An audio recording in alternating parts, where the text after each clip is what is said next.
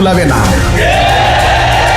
এইবারে কোনো বান মারায় আর কুলাবে না, এইবারে কোনো ফতুয়ায় কাজ হবে না।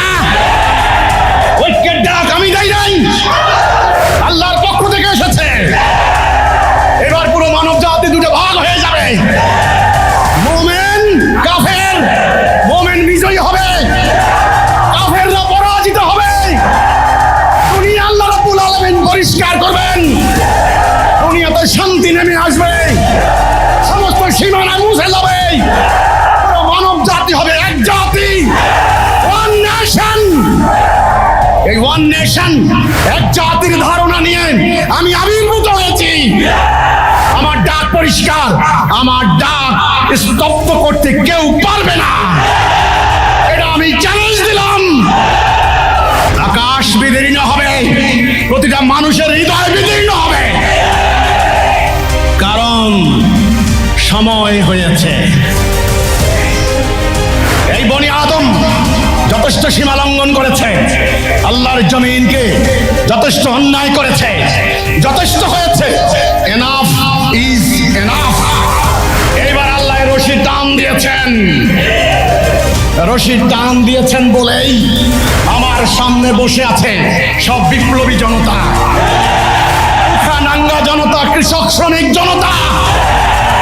তাদের হৃদয়ে আগুন, তারা শাহাদাতের তামান্নায় মাঠে নেমেছেন, তারা সব উৎসর্গ করে দিয়ে ফকির হয়ে যাবে। একটা টুকরো ইটের আশা এরা কেউ করে না। এই বাহিনীকে মোকাবেলা করার হিম্মত দুনিয়ার কারো নাই। কোন ধর্ম ব্যবসায়ী আমার বিরুদ্ধে ফতোয়া দিয়ে কোনো লাভ নাই। তোমাদের এই মিথ্যা ফতোয়া দাঁড়ি না, তোমাদের এই বানানো হারাম হালাল মানি না। আমরা কার হালাল হারাম মানবো? হারাম হালাল কে দিয়েছেন? তোমাদের বানানো মিথ্যা হারাম হালাল আমরা আর মানি না।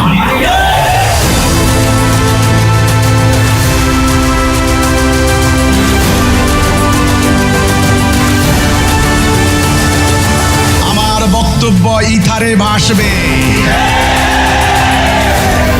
আমার বক্তব্য দুনিয়া প্রকম্পিত হবে, আমার বক্তব্য প্রতিটা গৃহে প্রবেশ করবে, আমার বক্তব্যে মানুষ পরিশুদ্ধ হবে, আমার বক্তব্যে মানুষ মুমিন হবে, আমার বক্তব্যে মানুষ দেশপ্রেমিক হবে, আমার বক্তব্যে মানুষ ইমানদার হবে। আমাকে হত্যা করে কোনো লাভ নাই। কেন লাভ নাই? কারণ আমার মাথার মধ্যে যা ছিল আমি আল্লাহর জন্য দিয়ে দিয়েছি। আজকে লক্ষ লক্ষ মাথা, আমি যা চিন্তা করি লক্ষ লক্ষ মাথা সেই চিন্তা করে। আমি যা বলতে চাই লক্ষ লক্ষ মুখে সেই কথা বলবে। তোমরা সবাইকে হত্যা করতে পারবে না।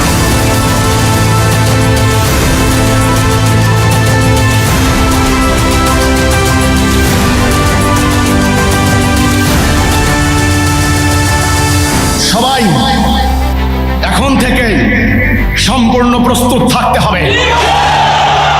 আমাদের আত্মরক্ষার অধিকার রয়েছে। আমরা কোনো অন্যায় করি নাই, কোনো আইন ভঙ্গ করি নাই। বাংলাদেশের কোনো সরকার, কোনো গোয়েন্দা সংস্থা বলতে পারবে না। আমার বাড়িতে হামলা হয়েছে, কোনো বিচার পাই নাই। আমার ভাইদেরকে হত্যা করা হয়েছে, কোনো বিচার পাই নাই। এইবার আমরা দাঁড়িয়েছি, এই অত্র অঞ্চলে আমাদের 42টি প্রকল্প জাতির জন্য, মানুষের জন্য করেছি।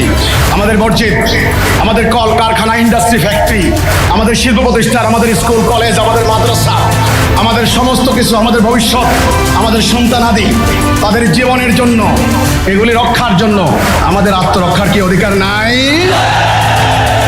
আমরা আত্মরক্ষার অধিকার প্রয়োগ করবো ইনশাআল্লাহ। সবাই প্রস্তুত তো নাকি?